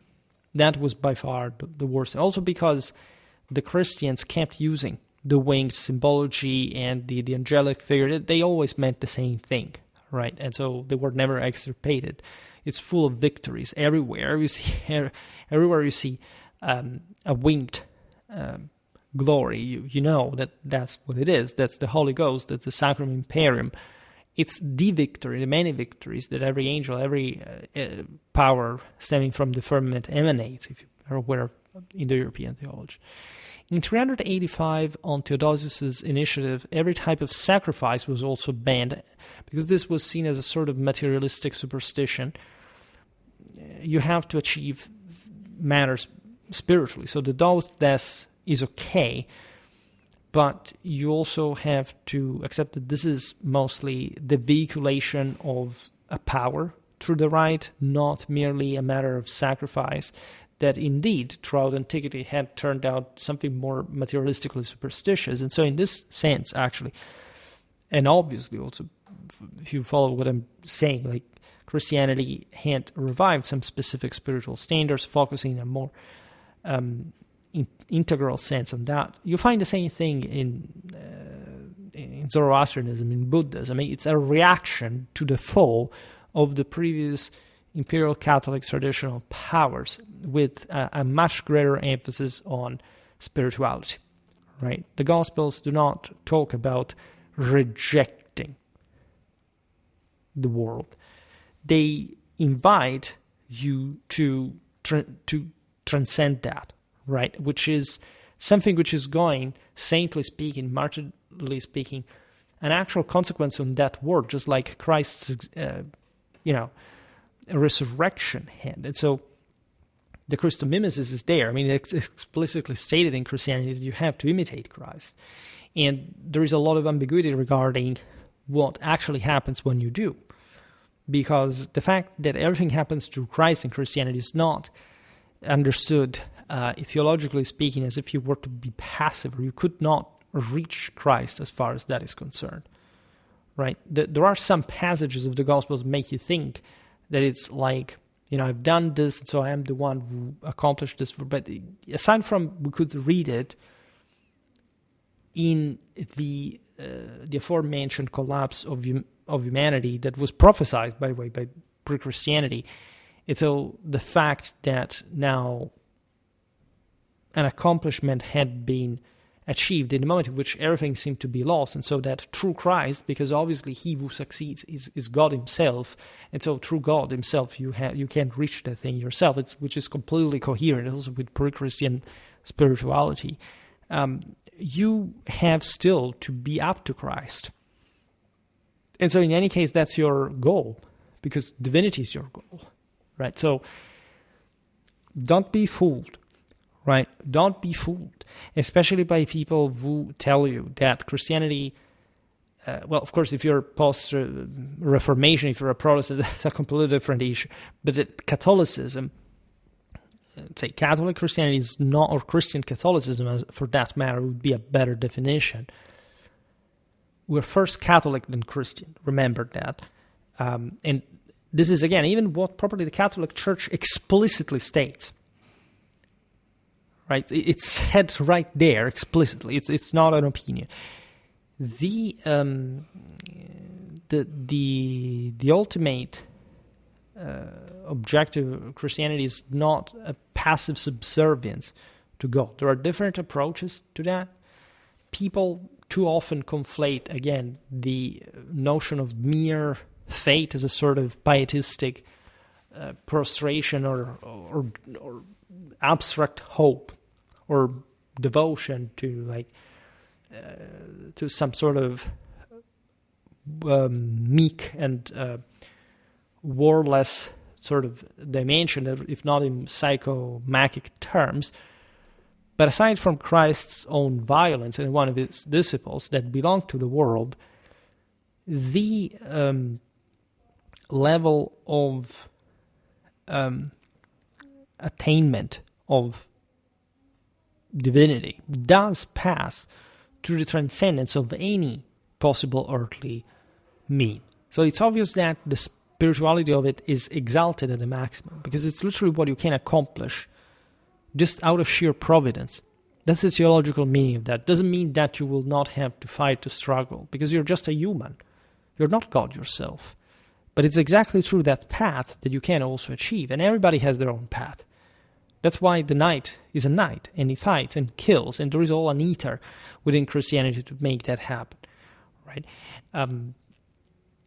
Again, if you follow my videos about also pre-Theodosian, pre-Constantinian Christianity, you realize Christians were completely on board with the idea of the Roman Empire, and they actively supported their military activity for the sake of God. How many people have taught you this? Where have you ever seen or read? This is an incredible issue, that we live in a Christian world, at least in a culturally Christian world, unfortunately, by the standards of people who have lost faith in the broader Catholicism throughout different layers in history, as we just explained. And we don't even know this. That is definitely the most important part of this all, because it's literally telling you how to achieve divinity. This is the greatest problem of it all. You have the shutting down of the temples, due to this sacrificial mechanism that passes naturally to the churches, which happens in the same way, and is considered to be also more Catholically cohesive. I mean, the church has a uniformed doctrine, whereas the cults of the empire were, again, feudally hierarchical, and so the elite, the establishment of the empire had maintained some explicit standards, but things had also been drifting away provincially by country, and especially fractally at the lower level. In that sense, the term pagan is not wrong. It's even though it did not exist before, at least it was not applied that we know of in that fashion Christians would. It actually describes exactly that fractally anti-Catholic dimension that was properly against what Rome had represented by religious constitution, right? By spiritual sublimation, as we explained in many videos about the, let's say, properly Roman centrality, metaphysical centrality in the history of mankind. So you can't but see spiritual standardization that helps a people that, by the way, is going through very serious issues and will keep going through, while, however, managing to save this specific Christian unity that, in fact, will survive the empire. This is the thing that makes you really think about this whole, that the Christian church kept expanding and conquering other peoples, even when the Western Empire was not more, and with extreme success, starting from the Anglo-Saxons, in a moment in which nobody really conquered the Anglo-Saxons to impose them Christianity. There is something here macroscopically uncontrovertible about the totalizing spiritual hegemony of the holy city of Rome throughout the entire history of mankind. You could, in a hyper, in the sense, really hyper historical sense, but also, again, in this moment in which everything should have contracted, right? The terrible empire ends, and so everybody should resort to some kind of fractal paganism, right? BS, it was the exact opposite. And this also without enforcement, largely, right? Not everybody got Christianized like the Saxons did at the hands of the Franks. It started from within the same peoples. And it was achieved also, again, without totalizing coercive means. People were really converted to this, and they accepted it for a reason. And if you don't even study that, fortunately, we have a pretty hefty playlist on the history of Christianity to explain how it happened. Like, it's a bit difficult to unsee it, and one can't deny that Western civilization flourished further and dominated the world as a Christian civilization. But back to Theodosius' statutes, because we say the Edict of Milan, but there were different issues, right? There was, for example, an even stricter statute was promulgated by the emperor in 392 following his return to Constantinople, by the way, enforcing a complete ban on all varieties of pre-Christian religious practice across the entire empire. This is also revealing the much more sort of authoritarian mentality and applicability of law in the eastern part of the empire as opposed to the west. It was much more spiritually hegemonic and Christianly and Romanly true, but much less violent and impositive than the east had been, and also much less chaotic in that sense, for that matter.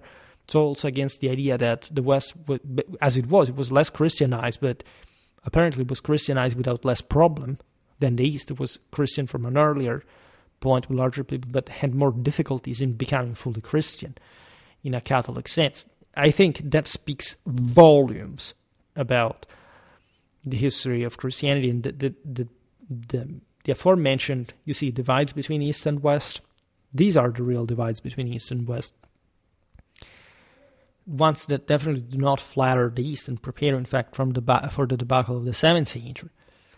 While the Latin Germanic world smoothly flowed without essentially persecutions and actually with a much greater Catholic, doctrinal coherence of the Arians supporting the Pope in Rome against the shenanigans of the Byzantine emperors that tried to flirt with Eastern heresies just to maintain control. You see here also Theodosius how rigidly dependent on the gods, on Saint Ambrose, on the circumstances. And this is not really much an enormous display of power or greatness. I mean, Theodosius is definitely one of the greatest emperors in Roman history. His achievements were colossal. He really incarnates that Sebastocratic virtue that made, especially the early Byzantine Empire, so successful. But at the same time, you can see even in there the limits, the constraints of this power. The fact that there was something almost forced in that way to survival as at this point, truly Byzantine world. The 391-92 laws issued in the names of Theodosius, Valentinian II, and Arcadius, right, that was to succeed. In fact, it was the son of Theodosius, with Honorius, that would succeed, as you know, as the emperors into two parts, extended two private domus worship and apostasy penalties, so a sort of an ideal police state also in private matters. This happened also because at the time, like the domus worship was not merely intended as, I have my little lararium at home and I can do whatever I want. That continued for a very long time. And arguably, it still continued to Christianity. Think about all the saints, and we talk about also the traditional meaning of afterlife, of relics, and so on, many times.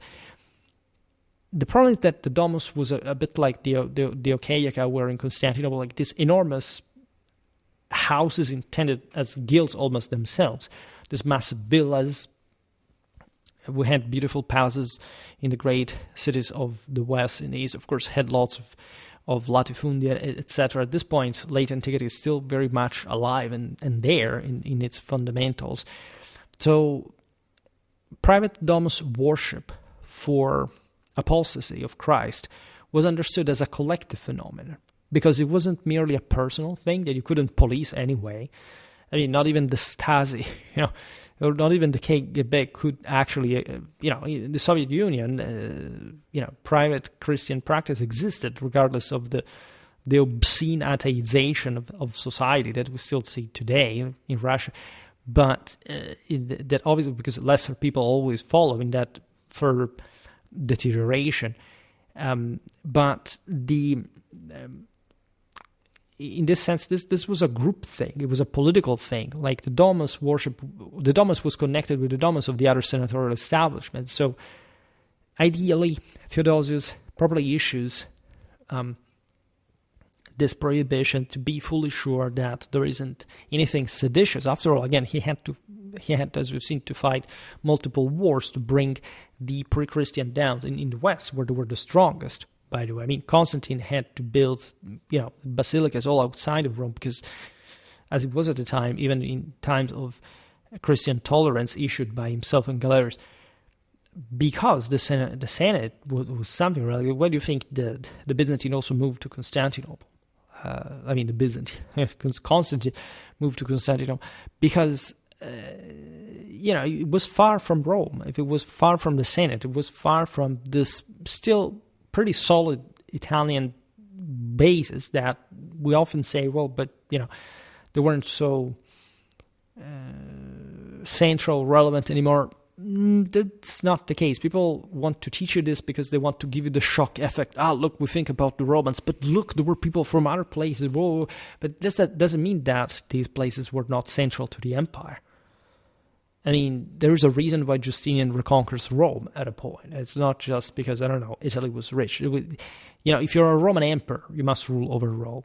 It's something too metaphysically obvious that only, unfortunately, a modern and secular mindset refuses to understand in how you can actually rule the world from that point. Theodosius's court theologians, like John Chrysostom, preach against lingering pre-Christian festivals in Antioch, for example, which, again, very, very much part of public, collective life of the community as well. Obviously, this had to be still dismantled, right? The closing of the last temples of this philosophy school of Athens, it's something dating to Justinian. because there was still something. Like here, temples were closed, yes, but it's not like every place where it was actually closed. But for hundreds of years, you can imagine how much was still somehow accepted in practical terms. How do you enforce? I mean, we're in the 4th century, in the 5th century. How do you enforce something like a cohesive ideology over a world that has historically like just not updated in many ways, or has witnessed the coexistence of Christian and this pre-Christian cults at the same time with the same people, not even different groups of people at large? Well, it's unfeasible, but it's a direction that is taken at this point in history, and that will basically not be reverted later. Theodosius convened the First Council of Constantinople, by the way, in 381, reaffirming the Nicene Creed and elevating the city's bishop above Alexandria's, while his 380 Edict of Thessalonica, Cunctus Populos, declared Nicene Christianity the sole state religion, mandating adherence from all subjects. This was very important, by the way, also within Christianity, because today we didn't talk about this much, but the problem hadn't quite been just much pre-Christian practice as much as also Christian heresies, and especially in the East.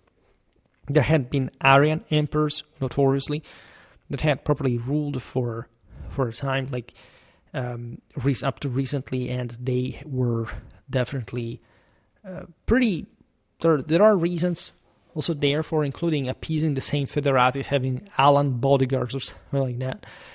And Arianism, as we explained, wasn't even this sort of enormous deal.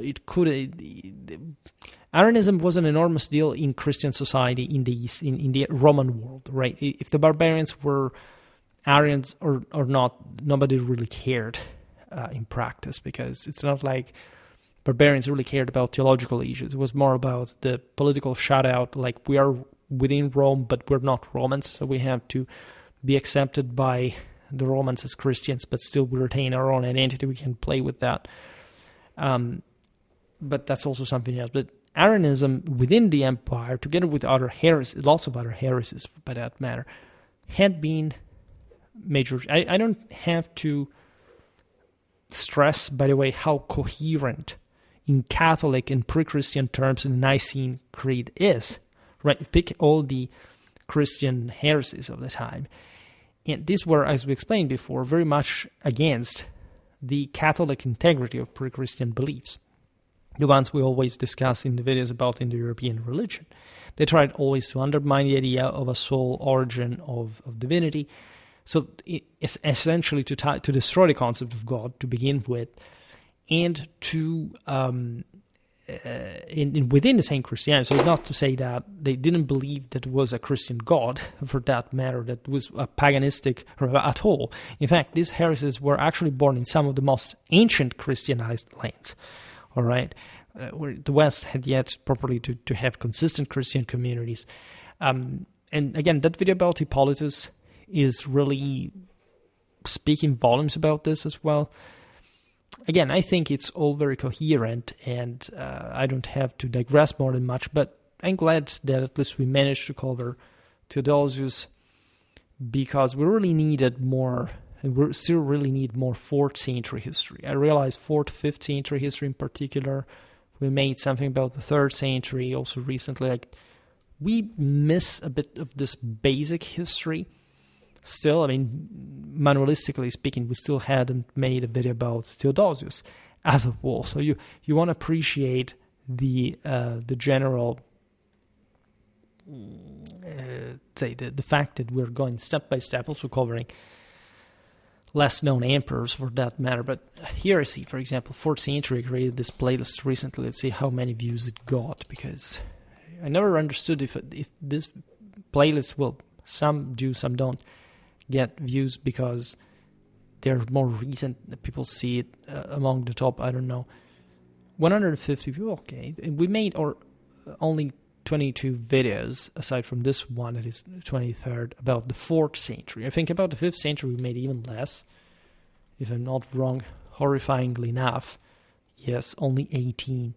We really have to make much more and really in a way that covers some of the most important periods of the time, because I know that you somehow like these periods, but we haven't quite bridged them properly. And so with something more strategic, biographic, we can do a lot in parallel to the cycle/lottery that provides us with quite interesting stuff anyway. For which, again, I'm really glad our late Roman history content is it's fairly large. It's 81 videos, 82 with this one, so it's not that few. Especially, we managed to observe some important aspects of also late antique society, etc. So that's important, but still we have to make much more, because it's a period that people, I don't know, are particularly interested in, and yet we haven't covered satisfactorily. It's dense. It's like an era on its own.